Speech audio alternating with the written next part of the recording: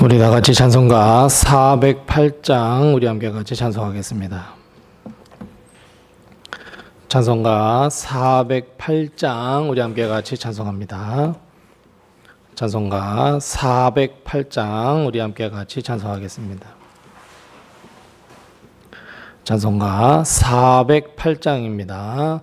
나 어느 곳에 있든지 늘 마음이 편하다. 주 예수 주신 평안함 늘 충만하도. 408장입니다. 나의 마음속이 늘 평안해. 나의 마음속이 늘 평안해. 악한 죄 파도가 많으나 마음이 늘 평안해. 내 마음에 솟는 영생수 한없이 흐르니 목마름 다시 없으며 늘 평안하도다. 나의 마음속이 늘 평안해. 나의 마음속이 늘 평안해. 악한 죄 파도가 많으나 마음이 늘 평안. 408장입니다. 참되신 주의 사랑을 영원치 못하네. 그 사랑 내 맘 여시고 소망을 주셨네. 나의 마음속이 늘 평안해. 나의 마음속이 늘 평안해. 악한 죄 파도가 많으나 마음이 늘 평안해. 주 예수 온갖 고난을 왜 몸소 당했나. 주 함께 고난 받으면 멸류관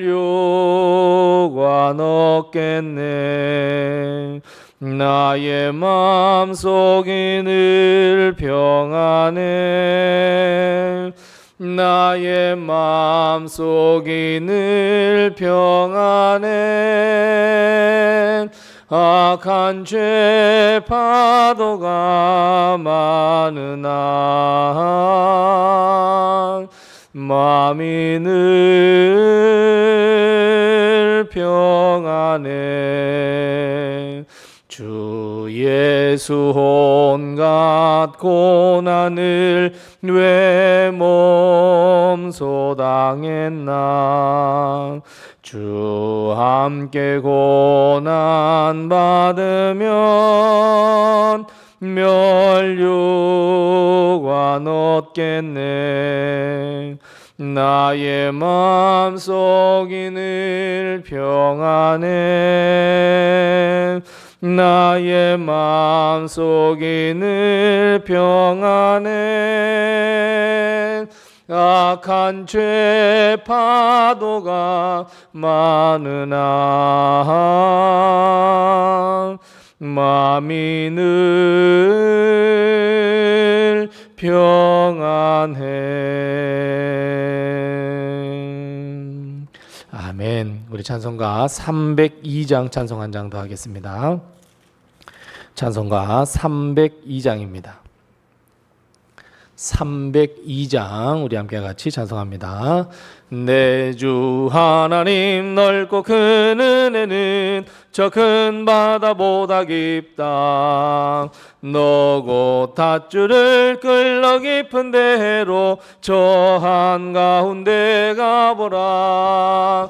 언덕을 떠나서 창파에 배 띄워 내 주 예수 은혜의 바다로 내 맘껏 져가라. 왜 너 인생은 언제나 거기서 저 큰 바다 물결 보고 금인 모르는 깊은 바닷속을 한번 헤아려 안 보나. 언덕을 떠나서 창파에 배 띄워 내 주 예수 은혜의 바다로 내 맘껏 져가라. 많은 사람이 얕은 물가에서 저 큰 바다 가려다가 찰싹거리는 작은 파도 보고 마음 약하여 못 가네. 언덕을 떠나서 창파에 배 띄워 내 주 예수 은혜의 바다로 내 맘껏 져가라. 자 곧 가거라 이제 곧 가거라 저 큰 은혜 바다 향해. 자 곧 내 노를 저 깊은 데로 가라 망망한 바다로. 언덕을 떠나서 창파에 배 띄워 내 주 예수 은혜의 바다로 내 맘껏 져가. 자 곧 가거라 자 곧 가거라 이제 곧 가거라 저 큰 은혜 바다 향해. 자 곧 내 노를 저 깊은 데로 가라 망망한 바다로. 언덕을 떠나서 창파에 배 띄워 내 주 예수 은혜의 바다로 내 맘껏 져가라. 아멘. 우리 182장 찬송 한 장 더 하겠습니다. 찬송가 182장입니다. 182장입니다. 강물같이 흐르는 기쁨 성령 강림합니다. 정결한 맘 영원하도록 주의 거처 되겠네. 주님 주시는 참된 평화가 내 맘속에 넘치네. 주의 말씀에 거센 풍랑도 잠잠하게 되도다. 나의 생명 솟생케 됨은 성령 임하심이라. 모든 의심 슬픔 사라져 주의 평강 넘치네. 주님 주시는 참된 평화가 내 맘속에 넘치네. 주의 말씀에 거센 풍랑도 잠잠하게 되도다. 하늘에서 단비 내리고 햇빛 찬란함같이 우리 마음에 성령이 많이 주님 보내심이라. 주님 주시는 참된 평화가 내 맘속에 넘치네. 주의 말씀에 거센 풍랑도 잠잠하게 되도다. 생명실에 넘쳐 흘러서 마른 광야 적시니 의의 열매 무르익어서 주스를 기다리네. 주님 주시는 참된 평화가 내 맘속에 넘치네. 주의 말씀에 거센 풍랑도 잠잠하게 되도다. 놀라우신 주의 은혜로 그의 얼굴 뵙겠네. 영화로운 안식처에서 영원토록 쉬겠네. 주님 주시는 참된 평화가 내 맘속에 넘치네. 주의 말씀에 거센 풍랑도 잠잠하게 생명신의 아멘. 생명신에 넘쳐 흘러서 마른 광야 적시니 의의 열매 무르익어서 주스를 기다리네. 주님 주시는 참된 평화가 내 맘속에 넘치네. 주의 말씀에 거센 풍랑도 잠잠하게 되도다. 놀라우신 주의 은혜로 그의 얼굴 뵙겠네. 평화로운 안식처에서 영원토록 쉬겠네. 주님 주시는 참된 평화가 내 맘속에 넘치네. 주의 말씀에 거센 풍랑도 잠잠하게 되도다. 아멘. 우리 93장 찬송 한 장 더 하시고 우리 수요 예배 하나님 앞에 드리겠습니다. 찬송가 93장입니다.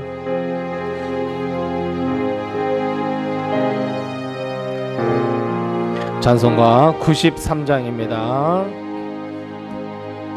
예수는 나의 힘이요 내 생명 되시니 구주 예수 떠나 살면 죄 중에 빠지니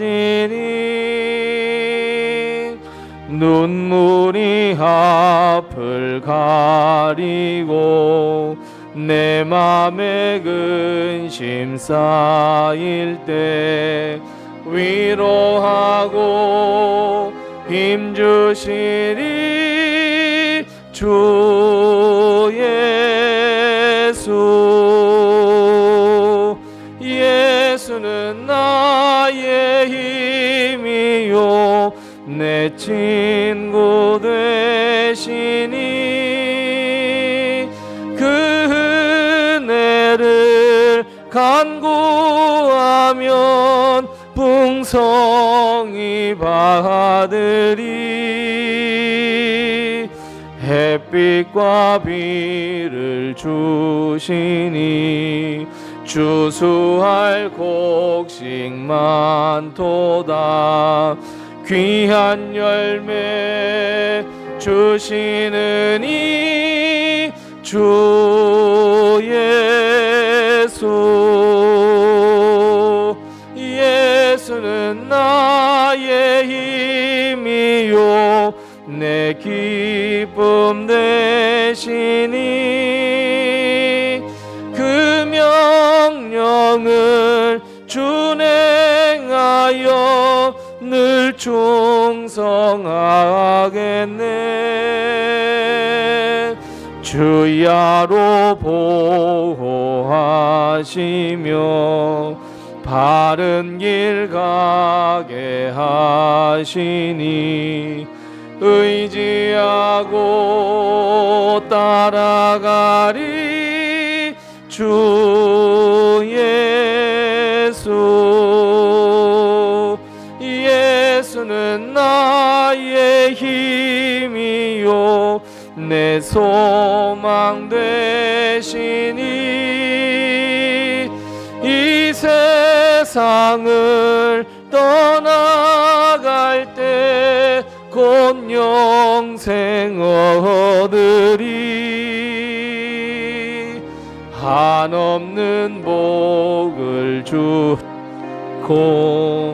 영원한 기쁨 주시니 나의 생명 나의 기쁨 주의 예수는 나의 힘이요 아멘. 예수는 나의 힘 내 기쁨 되시니 내 기쁨 되시니 그 명령을 준행하여 늘 충성하겠네. 주야로 보호하시며 바른 길 가게 하시니 의지하고 따라가리 주 예수.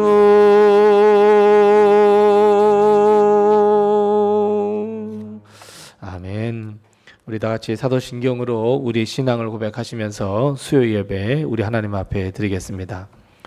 전능하사 천지를 만드신 하나님 아버지를 내가 믿사오며 그 외아들 우리 주 예수 그리스도를 믿사오니 이는 성령으로 잉태하사 동정녀 마리아에게 나시고 본디오 빌라도에게 고난을 받으사 십자가에 못 박혀 죽으시고 장사한 지 사흘 만에 죽은 자 가운데서 다시 살아나시며 하늘에 오르사 전능하신 하나님 우편에 앉아 계시다가 저리로서 산자와 죽은 자를 심판하러 오시리라.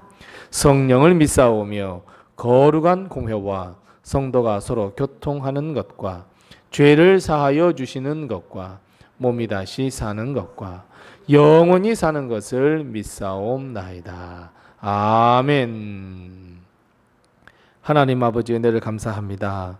지나간 3일 동안 저희들 지켜보호하시고 하나님의 은혜로 하나님의 축복 가운데 저희들을 그 길 인도해 주옵시고 우리가 살아가는 모든 발걸음 하나하나를 인도하시고 동행하시고 복 주셔서 참으로 감사합니다. 오늘 주님 앞에 나와 예배드릴 때에 하나님께 영광 돌려드리며 찬양하며 감사드릴 때에 우리 하나님께서 기뻐 받아주시옵시고 오늘 예비하신 귀한 축복과 은총을 저희에게 허락하여 주셔서 우리가 하나님의 은혜로 더 풍성한 삶을 살기에 부족함이 없도록 하나님께서 복의 복을 더하여 주시옵소서. 하지만 주님, 우리는 늘 어리석어서 우리는 말하는 것이나 행동하는 것이나 생각하는 것이나 마음에 품는 것이 다 죄뿐임을 이 시간 고백하오니 주님, 우리의 모든 죄악을 용서하여 주시옵소서. 말로는 항상 주님의 말씀에 따라 살겠다고 결단하며 말로는 항상 이웃을 사랑하며 하나님의 귀한 사명을 잘 감당하겠다고는 말은 하나 주님, 우리는 행동은 그렇지 못함을 이 시간 고백하오니 주님, 우리의 모든 죄악을, 우리의 모든 허물을, 우리의 모든 죄된 것을 용서하여 주시옵시고 새로운 피조물로 거듭나서 하나님의 나라 그 영광 중에 나아감을 바라보며 한 걸음 한 걸음 걷는 우리의 인생이 되게 도와주시옵소서. 하나님, 아무런 의미 없이 하루하루 살아가는 것이 아니라 하루하루 살아갈 때에 모든 것이 하나님께 영광, 모든 것이 하나님께 감사, 모든 것이 하나님께서 주심을 믿고 걸어가는 복된 인생, 의미 있는 인생이 될 수 있도록 우리의 인생을 변화시켜 주시옵소서. 특별히 아버지 하나님, 우리 교회를 하나님께서 지키시고 인도하셔서 여기까지 하나님께서 붙들어 주셨습니다. 사탄과 마귀가 틈타지 못하도록 우리 교회를 든든하게 붙들어 주시옵시고 하나님께 영광 돌리는 교회, 하나님의 귀한 사명을 다하는 교회, 부흥하는 교회, 우리 성도들의 행복하고 즐거운 교회가 될 수 있도록 우리 교회를 항상 새롭게 하시며 우리 주 여호와께서, 우리 주 성령님께서 이곳에 임재하여 주시옵시고 특별히 아버지 하나님, 우리 사랑하는 모든 성도들이 주님 앞에 나와 기도할 때에 그 모든 기도를 하나님께서 응답하여 주시옵시되 하나님, 은밀한 것까지도 다 응답해 주셔서 우리 성도들이 항상 기쁨과 은혜 그리고 하나님의 축복 가운데 살아가기에 부족함이 없도록 하나님께서 은혜 위에 은혜를 더하여 주시옵소서.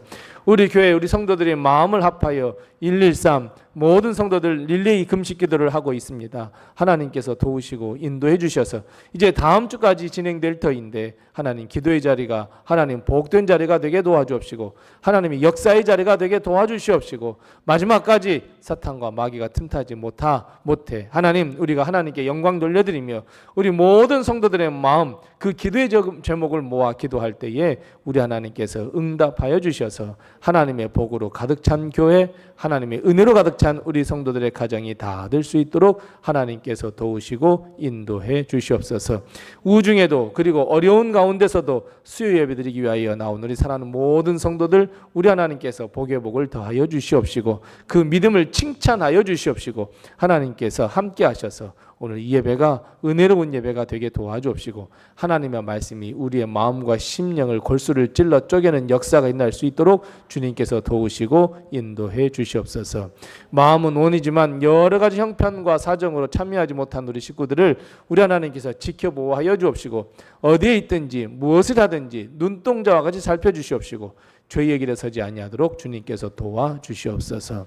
오늘 모든 예배 주님께 의탁하옵고 예수님의 이름으로 기도드리옵나이다. 아멘.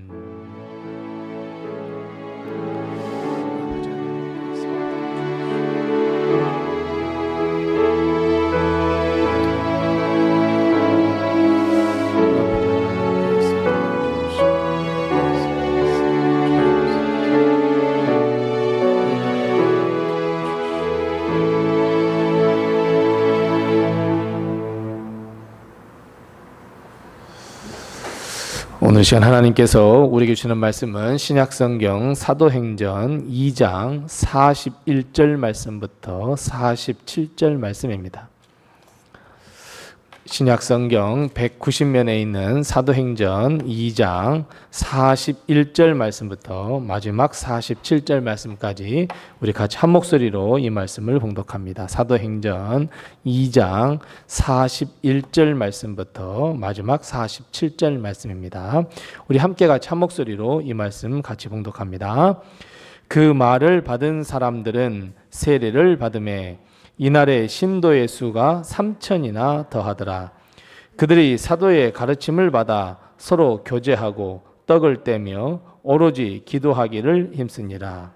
사람마다 두려워하는데 사도들로 말미암아 기사와 표적이 많이 나타나니 믿는 사람이 다 함께 있어 모든 물건을 서로 통용하고 또 재산과 소유를 팔아 각 사람의 필요를 따라 나눠주며 날마다 마음을 같이하여 성전에 모이기를 힘쓰고 집에서 떡을 떼며 기쁨과 순전한 마음으로 음식을 먹고 하나님을 찬미하며 또 온 백성에게 칭송을 받으니 주께서 구원받는 사람을 날마다 더하게 하시니라. 아멘. 교회에서 소식을 알려드리겠습니다. 이번 주 토요일에는 우리 예전도에 기도 모임이 있다는 것 기억하시고 함께 많이 참여하셔서 우리 말씀도 배우고 또 기도하는 귀한 시간 되시기 바랍니다. 지금 113 전교인 40일 릴레이 금식 기도에 지금 이어가고 있습니다. 하루에 한 끼 3분 이상 기도하는 것 꼭 참여해 주시고 다음 주까지 진행이 됩니다. 우리 함께 다 끝까지 완주할 수 있도록 그렇게 해주시기 바랍니다. 돌아오는 주일에는 예배 후에 상반기 정기 재직회가 있다는 것도 기억하시고 우리 재직들은 모두 참여해 주시기 바랍니다. 다른 광고는 주보를 참고해 주시고 우리 서로 옆에 분들과 인사 나누겠습니다. 주님의 평강이 늘 함께 하시기 바랍니다. 인사하겠습니다. 주님의 평강이 늘 함께 하세요. 아멘. 아이고 어젯밤에 비가 많이 왔는데 또 항상 또 그 가운데서도 지켜주시고 또 날씨가 많이 무덥습니다. 건강 잘 유의하시고 하나님의 그 축복과 은혜가 우리 교회와 우리 성도님들의 가정에 늘 함께 하시기 바랍니다. 여러분 교회는 시끄러워야 될까요? 조용해야 될까요? 잠잠해야 될까요? 네, 교회는 완전히 시끄러워야 돼요. 그게 왜냐하면 오늘 말씀에 보면 성령 충만함을 받고 난 다음에 예루살렘이 소동했습니다. 완전히 복잡해졌고 시끄러워졌습니다. 모두가 처음 겪는 성령 충만에 사람들은 소란을 일으켰고 모두가 왜 그런 일이 일어났는지 그것이 무엇인지 궁금해했습니다. 마찬가지입니다. 세상 사람들도 교회를 보면 아이고 저 교회는 왜 이렇게 시끄럽다냐, 아이고 나쁜 의미가 시끄러운 게 아니고 저 교회는 왜 성도들이 저렇게 많이 모이지, 왜 저희 교회는 가면 막 사람들이 그렇게 찬송하고 막 하나님께 영광 돌리고 기도하고 왜 이런 일들이 일어나지? 사람들이 궁금해해야 합니다. 그런데 처음 보는 이 성령 충만함을 처음 본 사람들이 이것을 보고 나더니 야, 이거 술 취했구나 라고 이야기하고 조롱하기에 이르렀습니다. 이에 베드로는 사도들과 함께 서서 설교를 하기 시작합니다. 성령 충만 후 첫 설교였고 하나님의 말씀 선포되었습니다. 사도로서 이제 정말로 예수님을 대신해서 예수님이 하셨던 그 말씀을 이제 처음으로 베드로가 선포했습니다. 성령 충만함이 무엇인지, 성령 충만함은 왜 일어났는지, 그리고 구원을 받기 위해서는 반드시 예수 그리스도를 믿어야 하고, 너희들도 성령 충만함을 받고자 하면 예회개하고 예수 그리스도를 믿어야 한다고 베드로는 담대하게 조롱하는 손가락질 앞에 사람들 앞에서 당당하게 설교했습니다. 자, 그렇다면 여러분, 이 베드로의 설교 후에는 어떤 변화가 일어났을까요? 어떤 역사, 어떤 놀라운 일이 벌어졌을까요? 오늘 본 말씀 41절 말씀에 보면 그 말씀을 받은 사람들이 세례를 받았고 이날에 예수님을 믿는 신도의 수가 3,000명이나 더했다, 이렇게 기록하고 있습니다. 설교 후에 일어난 첫 번째 역사는 3,000명의 사람들이 세례를 받고 예수님을 믿고 성도가 되었다라고 하는 이 놀라운 역사입니다. 여러분, 그냥 이거 글로만, 그냥 말로만 아이고 3,000명이 세례받고 회개했대, 우리가 이렇게 이야기하니까 감이 잘 오지 않아요. 자, 여러분, 한 사람 앞에 세례를 베푸는 데에 1분이 걸린다고 한번 가정해봐요. 자, 왜냐하면 그냥 세례를 베푸는 거 아니잖아요. 우리가 세례식을 해보면 항상 세례하기 전에 우리가 뭘 해요? 고백을 받아요. 어떤 고백이요? 나는 죄인입니다.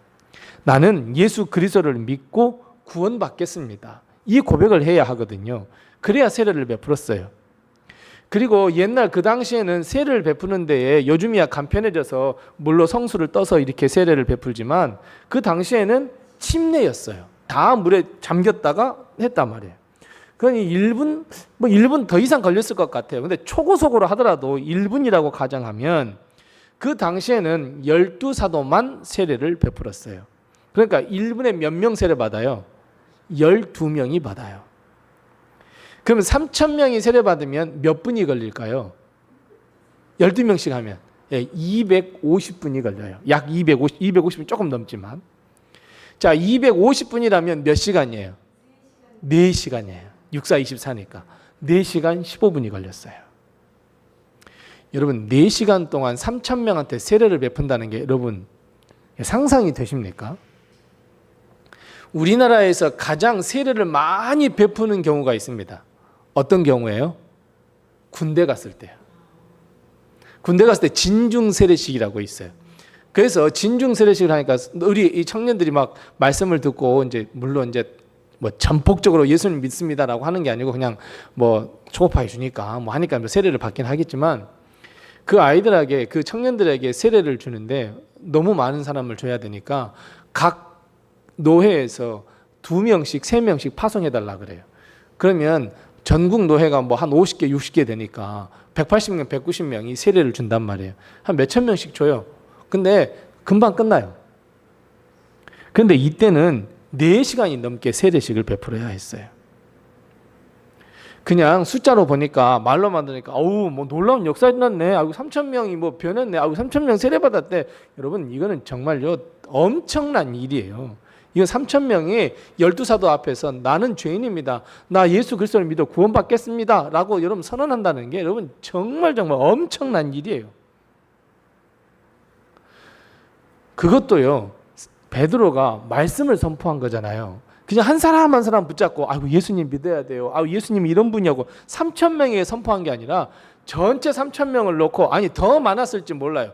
더 많았을지 모르지만 그래도 결단한 것이 3,000명이니 그 많은 사람들 앞에서 복음을 증거했는데, 이런 전도의 과정을 거치지도 않고 베드로의 설교 한 방에 이런 3천 명의 놀라운 예수 그리스도를 믿겠다고 결단하는 결심자가 많아졌다. 여러분 정말 여러분 대단한 사건입니다. 아무리 요즘에도 명강의라고 하더라도 한 번 강의에 3천 명이 수긍한다? 여러분 있을 수 없는 일입니다. 더군다나 베드로가 어떤 사람입니까? 박사학위 있는 사람입니까? 목회학 박사 받은 사람입니까? 설교학 박사 받은 사람입니까? 아닙니다. 어부 출신입니다. 말도 잘 못했습니다. 그런 여러분 성경 말씀 신약 성경 예수님의 수지자니까 베드로가 성경을 써도 많이 쓸 것 같잖아요. 복음서 하나 못 썼어요. 오히려 베드로의 제자 마가가 복음서를 썼어요. 또 예수님의 제자 수제자 베드로니까 뭔가 하나는 남겨야 될 것 같고 그러니까 자기는 글을 못 쓰겠고 해서 불러줘서 쓴 게 베드로 전서와 베드로 후서예요. 그런 사람이 설교하는데 사람들이 귀 기울여 듣고 있다. 그런데 그 설교를 들은 사람의 양심의 가책을 느꼈어요. 마음의 찔림을 받았어요. 그래서 그들이 뭐라고 하냐면 내가 어찌할꼬. 하나님의 말씀을 들었는데 내가 어찌해야 할꼬. 우리가 어찌해야 하겠습니까? 라고 도리어 되물었단 말이에요. 그걸 느끼게 했어요. 예수 그리스도로 구주로 영접하게 한다는 것 여러분 사람의 이성으로는 도무지 이해될 수 없는 일이고 할 수 없는 일이에요. 저는 이 말씀을 준비하면서 이 말씀을 볼 때마다 나도 좀 베드로 같았으면 좋겠어요. 그냥 설교 딱 하면 그냥 성도들의 마음이 막 탁탁탁 하고 변화가 일어나가지고 마음에 막 찔림 받고 막 해서 아이고 내가 예수님의 말씀대로 살아야지 막 그랬으면 막 좋겠어요. 10사람이라도 20명이라도 30명이라도 근데 아무리 설교를 해도 변화가 되지 않아요. 그만큼 한 번의 설교로 많은 사람들의 마음을 사로잡는다. 많은 사람들이 예수 그리스도를 믿기로 결단하도록 일으키는 역사 여러분 이것은 정말 성령의 역사가 아니고서는 도무지 이해될 수도 없고 설명도 되지 않습니다. 그뿐이 아닙니다. 오늘 본문 말씀 한번 보세요. 오늘 본문 말씀부터 보면 42절 말씀부터 쭉 살펴보세요. 그들이 말씀이 얼마나 사모했고 얼마나 이 세례를 받고 나니까 막 말씀이 막 마음속에 막 쑥쑥 들어오니까 어때요? 사도들의 가르침을 열심히 받았다 그랬어요. 서로 교제하고 떡을 떼고 기도하기를 힘썼다 그랬어요. 설교를 들은 후 세례를 받자 그들에게 이런 놀라운 역사들이 일어났어요. 분명히 이 사람들은 어떤 사람들이냐면 오늘 이 사도행전 우리가 2장에 보면서 이 사람들이 어떤 사람이라고 말씀하고 있어요. 세계 각국에 흩어져 있는 유대인들인데 예루살렘 성전에 올라가서 유월절 절기를 지키려고 오순절 절기를 지키려고 올라왔던 사람들이었어요. 그 목적으로 예루살렘에 올라왔는데 먼 길을 걷고 나귀를 타고 여기에 이르는데 그 목적을 다 잃어버렸어요. 오순절 날 하나님 앞에 성전에 가서 예배드리는데 그 모든 걸 다 잊어버렸어요. 성전에 오르는 것 대신에 오히려 자기들끼리 모여서 말씀을 듣고 서로 교제하고 떡을 떼고 여러분 이걸 정말 더 사모하게 됐어요. 이 떡을 뗀다라고 하는 것은 두 가지 의미예요. 첫 번째 의미가 뭐냐면 정말 말 그대로 떡을 떼는 거예요. 진짜 떡을 나눠서 여긴 떡이라고 해야겠지만 빵이겠죠. 빵을 만들어서 서로 먹고 나누고 먹여주고 또 먹임을 당하고 너 먹어 나 먹어 하면서 막 사랑을 베푸는 거예요. 얼마나 많이 웃겠어요. 또 하나는 뭐냐면 떡을 뗐다는 것은 성찬식을 거행했다는 의미예요. 떡을 뗐다라고 하는 것은 예수 그리스도가 마지막 만찬에서 떡을 떼며 나누어 줬던 것처럼 떡을 나누었다라고 하는 거예요. 그러니까 이 성도들이 이 예수 그리스도의 복음을 듣고 난 다음에 말씀을 막 차곡차곡 먹으면서 그래 예수님의 말씀대로 살자 하면서 막 이렇게 살아가니까 성도가 서로가 모이기를 힘쓰고 말씀 듣기를 힘들고 서로 사랑하고 서로 떡을 떼주며 또 예수님께서 허락하신 그 성만찬도 계속해서 하며 그리고 기도에 힘썼다 그랬습니다. 그냥 기도하는 거 아닙니다. 기도했다가 아닙니다. 기도에 힘썼다라고 말씀하고 있어요. 애쓰고 힘썼다 그래요. 우리는 말씀을 들으면서 성찬에 참여하고 또 성도들을 사랑하고 서로 진정으로 교제하고 기도하고 여러분 애쓰고 계십니까? 하나님의 말씀을 듣고 나면 이것이 하나님의 말씀이구나 하면서 하나님의 말씀을 듣고 그 말씀대로 살려고 노력하면서 하나님께서 말씀하셨으니 내가 그 말씀대로 이번 주에는 이렇게 순종하며 살리라 하면서 말씀을 듣고 서로 교제하며 서로 사랑의 떡을 나누며 서로 기도하기를 힘쓰며 서로를 위해서 기도해주고 힘쓰고 있느냐는 거예요. 예수 그리스도를 많이 믿고 예수 그리스도를 믿어서 교회 오래 다니는 사람이 가장 쉽게 빠질 수 있는 것이 무엇이냐면, 오늘 새벽의 말씀에도 함께 말씀을 나눴지만 당연한 것으로 여기는 그것에 빠지기가 너무너무 쉬워요. 주일 예배 드리는 거 그냥 와서 가만히 앉아 있다가 가면 그냥 당연한 것으로 여기는 거예요. 그냥 은혜도 없습니다.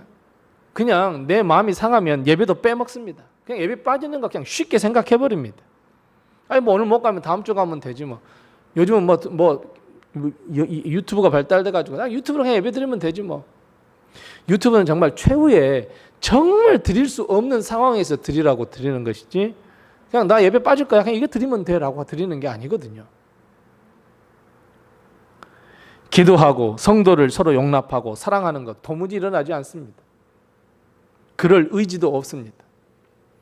그러니 오늘 본 말씀 43절 말씀부터 47절 말씀에 정말 교회에서 일어나야 할 일들이 전혀 일어나지 않습니다. 43절 말씀 보세요. 사람마다 두려워했다 그랬어요. 여러분, 사도들이나 목사님들의 가르침, 설교, 여러분 두려우십니까? 44절 말씀처럼 믿는 사람들이 다 함께 모이기에 힘쓰면서 막 함께 있는 걸 좋아하십니까? 모든 물건을 막 다 서로 통용하십니까? 그만큼 서로 사랑하고 아껴주고 계십니까? 45절 말씀처럼 서로에게 사랑 전하고 46절 말씀처럼 날마다 마음을 같이하여 교회에 모이기 힘쓰고 교제하고 떡을 떼고 순전한 마음으로 음식을 나누고 하나님을 찬송하며 또 교회에 다니지 않는 사람들마저도 우리를 칭송하고 더 나아가서 날마다 구원받는 사람들이 더 많아져 간다? 여러분, 지금 우리에게 일어나고 있는 역사입니까? 사실 이런 역사는요, 초대교회를 제외하고는 세상에 단 한 번도 일어나지 않는 역사입니다. 그래서 교회마다 다 뭐라 그러냐면 다 초대교회로 돌아가자 그래요. 말로는 다 초대교회로 돌아가자 그래요. 그런데 행동은 그렇지가 않아요. 삶은 그렇지가 않아요. 왜 우리는 이런 놀라운 역사들을 경험할 수 없는 것일까요? 여러분, 세상이 악해져서 그러는 것일까요? 우리 주위의 환경이 악해져서 그러는 것일까요? 아니면 사탄과 마귀가 우리를 막 감싸 안고 막 손을 쥐어잡고 막 더 큰 시험과 더 큰 환난을 베풀어서 그럴까요? 아니면 복음을 전하고 예수 그리스도를 전하는 더욱더 어려워졌고 아주 큰 장벽이 우리 옆에 세워져서 그럴까요? 오늘 본 말씀 이 41절 말씀부터 마지막 절 말씀까지 가만히 묵상해 보면 이 41절부터 47절 말씀까지 풀어가는 아주 중요한 것 하나를 우리는 발견할 수 있어야 합니다.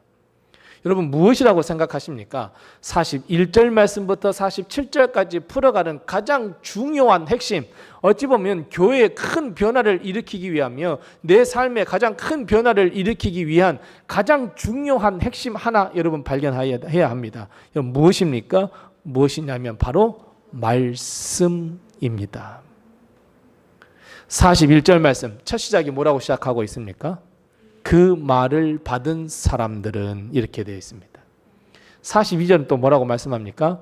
그들이 사도의 가르침을 받아 이렇게 됩니다. 더 넓게 말씀드리면 베드로의 설교를 들은 사람들, 베드로의 설교를 듣자 사람들이 어떻게 변했다고 말씀합니까?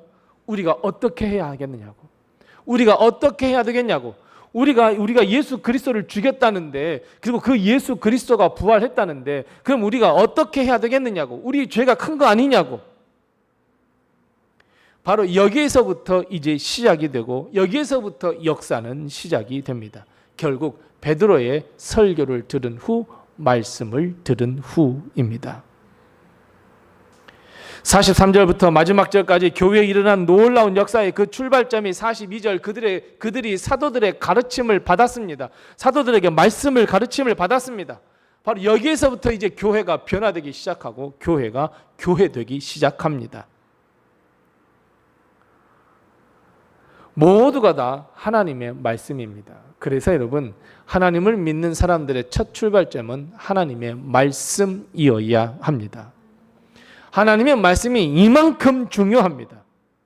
여러분, 우리는 하나님의 말씀을 받을 때 어떤 태도로 받으십니까? 어떤 마음가짐으로 받고 있고 선포된 말씀을 들을 때 어떤 자세로 들으십니까? 우리는 말씀을 들을 때마다 그래, 저 말씀이 내게 주시는 하나님의 말씀이야 라고 하는 말씀으로 받아야 합니다. 여러분, 그래야 은혜가 있습니다. 그래야 내가 변화받을 수 있습니다. 그래야 내 삶이 변화가 일어날 수 있고, 그래야 교회가 놀라운 역사, 그리고 우리 성도들의 가정에 놀라운 역사가 일어날 수 있습니다. 그런데 여러분, 항상 우리는 말씀을 들을 때 좋은 것은 나쁜 것, 교훈하는 것, 책망하는 것, 바르게 함은 어떤 거예요? 다른 사람이 들어야 할 것. 우리는 그렇게 생각하니까 전혀 은혜도 없고 마음에 찔림도 없고 내가 어떻게 해야 되겠습니까? 라고 하는 질문도 없습니다. 물론 여기에는 말씀을 전하는 사람이 정말 참된 말씀 중심의 말씀을 전해야 한다는, 말씀을 선포하는 사람이 진짜 말씀을 전해야 한다는 가정하에서 그렇습니다. 하나님의 말씀이라고 해서 다 똑같은 하나님의 말씀이 아닙니다. 이제 나중에 우리 사도행전을 보면서 우리가 쭉 나중에 보겠지만, 우리 나중에 보면 이 하나님의 말씀을 전한다고 했는데 이 세례 요한의 이 세례만 전하는 사람도 있었어요. 그러니까 하나님의 말씀을 전한다고 했지만 정말 하나님의 말씀은 아니시죠. 그래서 여러분, 우리 교회, 우리 가정, 그리고 나 자신의 그 놀라운 변화의 역사, 성령의 충만함을 얻고자 한다면 가장 먼저 해야 할 일은 말씀 앞에 무릎을 꿇어야 합니다. 하나님, 내게 말씀하옵소서. 주의 종이 듣겠습니다. 주의 종이 말씀을 듣고 순종하여 행하겠습니다. 하나님의 말씀, 하나님의 뜻 앞에 우리는 겸손하게 무릎을 꿇을 줄 알아야 합니다. 베드로가 하나님의 말씀을 선포했을 때 여러분, 많은 사람들이 그 양심의 가책을 느꼈습니다. 그런데 여러분, 이들이 양심의 가책을 느끼고, 즉 베드로의 설교를 들을 때에 아이고 베드로가 무슨 말 전하는가 보자, 여러분 이렇게 들은 게 아니었어요. 도대체 왜 이런 일들이 일어났지? 하면서 조롱을 했는데, 베드로가 당당 앞에서 여러분 이런 일들이 왜 일어난 줄 아십니까? 했을 때 이미 성령님께서 저들의 마음을 감동시키셔서 말씀을 듣게 하셨습니다. 말씀을 들으니 양심의 가책을 느낄 수밖에 없죠. 말씀을 들으니 아하, 내가 하나님의 말씀대로 살지 못했구나 하는 것을 깨닫게 되죠. 요즘에 사람들은 그런답니다. 교회 가면 죄인이란 말을 못하게 한답니다. 하나님, 우리가 죄인입니다. 하나님, 우리가 죄를 지었습니다. 이 말 못하게 한답니다. 왜 내가 죄인이야? 나 세상 똑바로 살았어. 나 법 없이도 살 사람이야. 다들 이렇게 생각한답니다. 아닙니다. 여러분, 우리 하나님 앞에 서면 다 죄인이지 않습니까? 그러니 말씀의 은혜도 없고, 그러니 말씀의 그 충만함도 없고 성령 충만함도 없으니 얼마나 이런 놀라운 역사들이 일어나지 않겠습니까? 오히려 세상 사람들이 교회는 왜 이렇게 시끄럽냐고 그럽니다. 싸움한다고 시끄럽답니다. 교회는 아주 빈수레처럼 요란하다고들 이야기합니다. 우리는 그래야 되지 않습니다. 그렇게 하면서는 안 됩니다. 만일 베드로의 설교를 들은 사람들이 예수님께서 십자가에 죽은 것은 자기 죄로 인해서 죽은 거지 내 죄 때문이 아니야 라고 생각했다고 한다면 이런 놀라운 역사가 일어날 수가 없습니다. 베드로의 설교를 듣고 나니까 내가 예수를 죽였다고? 이런 마음이 들기 시작했습니다. 설교를 들은 후에 예수의 죽으심이 나 때문이라고? 그런데 예수님께서 부활의 첫 열매 예수 그리스도께서 다시 살아나셨다고? 나도 저 영생을 얻고 싶은데, 나도 다시 살아나고 싶은데, 이런 생각이 사로잡혔고 결국에 그들은 내가 어떻게 해야 하겠습니까? 라는 질문으로 이어져서 많은 사람들이 예수님을 내가 구주로 고백합니다. 나는 죄인입니다. 고백하고 3,000명이 세례를 받고 예수님을 믿는 놀라운 역사, 그 변화의 역사를 경험했습니다. 교회가 세워졌습니다. 믿음이 돈독해졌습니다. 성도는 서로가 사랑하며 십자가의 은혜로 서로 용납하며 인정하며 예수님께서 제자들의 발을 씻기셨던 것처럼 서로의 발을 씻겼습니다. 사랑과 은혜가 넘치니 그 결과는 46절, 47절 말씀처럼 날마다 예수님을 믿는 숫자가 더해졌고 교회가 가고 싶어졌습니다. 부흥의 놀라운 역사가 여기에서부터 시작이 되었습니다. 그래서 사랑하는 성도 여러분, 무엇보다도 말씀을 회복하셔야 합니다. 말씀을 회복한다는 것은 내가 하루에 이제부터 성경 5장 읽어야지, 내가 신약과 구약 5장 읽어야지, 내가 성경을 오래 여러분 이게 이런 의미가 아니라 진짜 하나님의 말씀을 듣고 그 말씀을 듣고 나는 하나님의 말씀대로 행해야지라고 하는 이 결단, 이것이 말씀의 회복입니다. 아무리 설교, 아무리 이 성경을 100번, 200번 읽는다고 한들 내 삶의 변화가 일어나지 않으면 무슨 의미가 있겠습니까? 하나님의 말씀이 내 마음에 떨어져서 30배, 60배, 100배 여러분 이 열매를 맺고 싶으십니까? 그럼 내 마음을 옥토로 바꾸셔야죠. 나는 아무런 변화 없이 열매 맺게 해봐, 열매 맺게 해봐. 하나님 그냥 30배 열매 맺게 해주세요. 60배 열매 맺게 해주세요. 도무지 하나님이 일어나지 않습니다. 여러분 이 씨 뿌리는 비유의 핵심이 무엇입니까? 어디에 씨가 떨어졌느냐는 거예요. 내 마음이 어떤 마음이냐는 거예요. 내 마음이 돌짝밭이면서 내가 30배 열매 맺을 수 있을까요? 예수님께서 그렇게 약속하셨잖아. 내 마음밭이 어떤 밭인지도 모르면서 그저 열매만 맺기를 바라고 있습니다. 축복만을 바라고 있는 거예요. 아니에요, 여러분. 말씀을 회복하자는 것은 내 마음밭을 하나님의 말씀이 떨어졌을 때 30배, 60배, 100배 열매를 맺을 수 있도록 옥토화의 작업을 일으켜야 한다는 거예요. 여러분, 다 농사 일 다 해봤잖아요. 옥토화 하는 게 여러분 쉬운 일인가요? 아니에요. 다 쟁기 들고 다 갈아 엎어야 돼요. 뒤 엎어야 돼요. 여러분 내 마음을 갈아 뒤 엎는다는 것이 얼마나 고통스러운 일인지 아세요? 내 있는 마음의 모든 것을 다 내려놔야 되잖아요. 썩어 문드러진 걸 다 겉으로 드러내야 되잖아요. 다 썩어낸 것을 저 땅속에 있는 것들을 다 갈아 엎어야 되잖아요. 얼마나 고통스러운 일인지 몰라요. 그런 작업이 있을 때에야 하나님의 말씀이 들어오는 거예요. 우리는 대부분 하나님의 말씀과 내 생각, 내 마음이 절대로 같을 수가 없습니다. 왜냐하면 하나님의 말씀, 하나님의 그의 생각은 우리보다 몇 차원이나 넓고 더 높고 더 깊고 정말 우리가 감당할 수 없는 것이 바로 하나님의 말씀이에요. 그래서 우리는 그렇죠. 하나님 나는 어리석은 사람이에요. 어쩌라고요? 나 그렇게 사는 것이 내 삶인데. 변화를 일으키려고 하는 마음이 없다고 하니 하나님의 말씀이 내 마음밭에 떨어져서 열매를 맺을 수 있겠냐고요. 우리는 절대로 하나님의 말씀 100% 다 담을 수 없어요. 하지만 담을 수 있어요. 아니 더 넘치게 담을 수 있어요. 하나님의 말씀 그것이 회복이 일어나면요. 그래서 여러분 하나님의 말씀 회복 일으켜야 합니다. 하나님의 말씀의 회복이 일어나기 위해서 내 생각, 내 마음, 나의 지혜 다 내려놓으셔야 합니다. 내 것을 가지고 하나님의 것을 품는다, 갖는다 그럴 수 없습니다. 내 것을 놓을 때 빈손이 되어 그 손에 하나님께서 은혜로 채워주시는 거예요. 그것을 우리는 알고 있음에도 불구하고 우리는 항상 하나님 위에 있으려고 해요. 하나님이 이렇게 말씀하면 하나님 저 그렇게 할 수 없어요. 그거 뻔히 보면 그렇게 하면 안 되는 것도 아는데 왜 하나님 자꾸 그리 가라 그러세요? 하나님 저 할 수 없다는 거 알잖아요. 라고 하면서 늘 우리는 하나님께서 이렇게 말씀하시면 그 위에서 하나님의 말씀을 판단하고 있어요. 될 수 없어요. 할 수 없어요. 불가능해요. 그럴 수 없어요. 항상 하나님의 말씀을 판단하면서 내 마음에 합당한 말씀만 은혜가 된다고 늘 이야기해요. 여러분 절대 그래서는 안 돼요.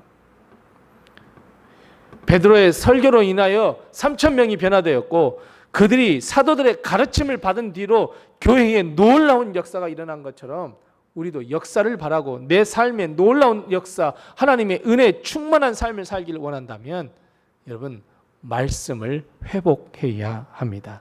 다시 말씀입니다. 내게 하나님의 뜻, 그 마음을 깨닫고 순종할 때 우리는 그 하나님의 놀라운 역사를 경험할 수 있습니다. 말씀 선포, 설교 후에 놀라운 역사들을 경험할 수 있습니다. 부흥의 놀라운 역사들도 경험할 수 있습니다. 우리 교회에 열심히 다니시다가 너무너무 힘드셔서 나오지 못한 조영래 목사님이 계세요. 아시죠? 지금도 건강하게 하시는데 이제 그 계단 많이 안 올라다니는 저 교회 다니신다고 하시는데 어제 그제 통화도 했어요. 그래서 통화하면서 목사님 하면서 통화했는데 그 목사님이 나에게 그저께 이제 통화하면서 이제 월요일날 통화하면서 이야기를 하시더라고요. 성 목사님, 내가 다른 설교들도 많이 은혜를 받았지만 혹시 여러분 요셉의 창고라고 하는 설교 혹시 기억나세요? 요셉의 창고라는 거 설교 혹시 기억나세요? 그거 한 5, 6년 전에 했던 설교. 그러니까 목사님이 우리 교회에 정착해야 되겠다라고 마음먹은 설교가 성목사 그 설교야 라고 하시더라고요. 그래서 난 지금도 요셉의 창고, 내가 7년 동안 내가 지금까지 하나님께 기도했던 그 창고에 다 집어넣어 놓고 내가 사람들이 너무 어려울 때 그거 하나씩 나눠주기도 하고 또 그걸 주기도 하고, 그래 내가 요셉의 창고를 만들어야 되겠구나, 내가 요셉의 창고야 라고 하고 살면서 내가 그렇게 살고 있었다고 그런 말씀을 하시더라고요. 얼마나 제가 감사한지 몰라요. 말씀은요 이렇게 사람을 변화시켜요. 말씀은요 이렇게 교회를 변화시켜요.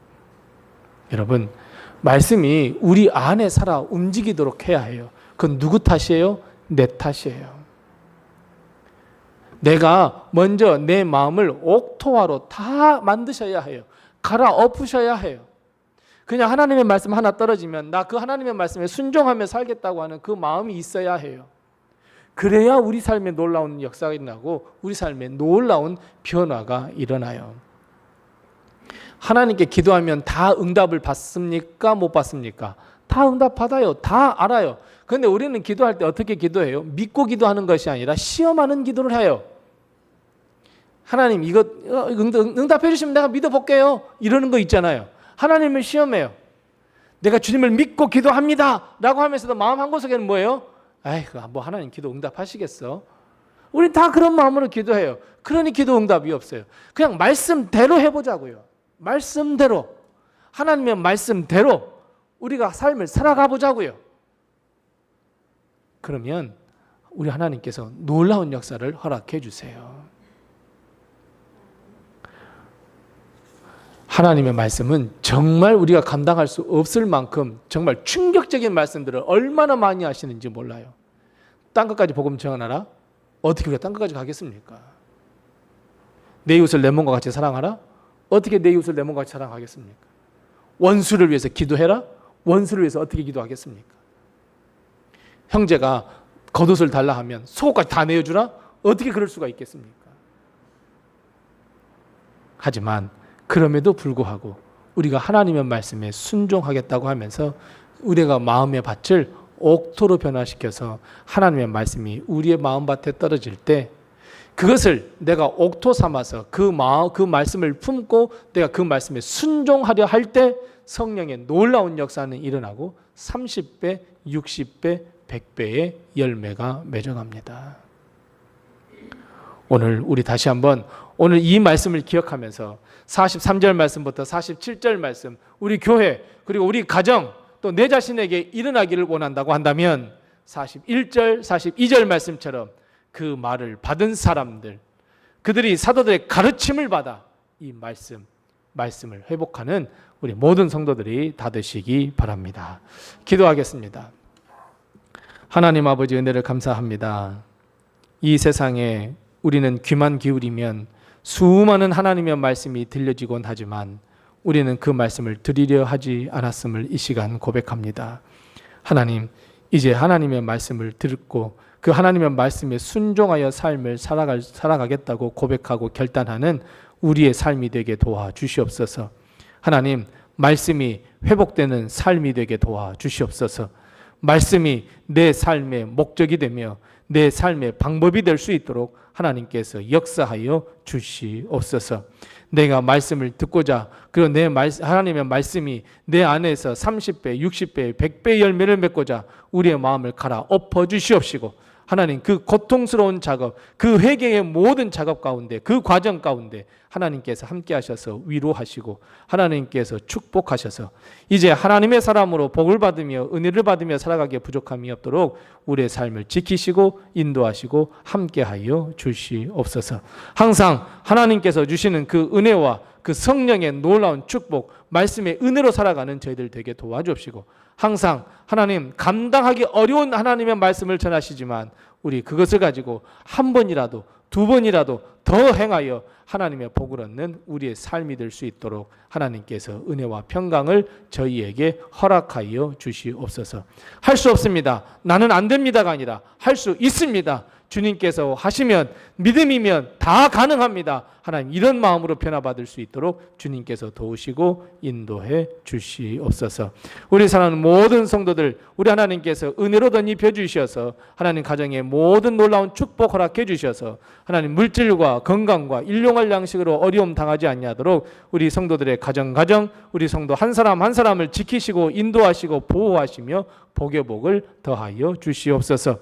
특별히 아버지 하나님, 우리 사랑하는 성도들의 가정에 귀한 자녀들 책임져 주셔서 어디로 가든지 하나님께 복을 얻는 자가 되게 도와주시옵시고, 많은 사람들에게 존경받는 우리 귀한 자녀들이 다 될 수 있도록 하나님께서 은혜 위에 은혜를 더하여 주옵시고, 근심이나 걱정이나 환난 당하지 아니하도록 저들의 삶을 지키시고 인도해 주시옵소서.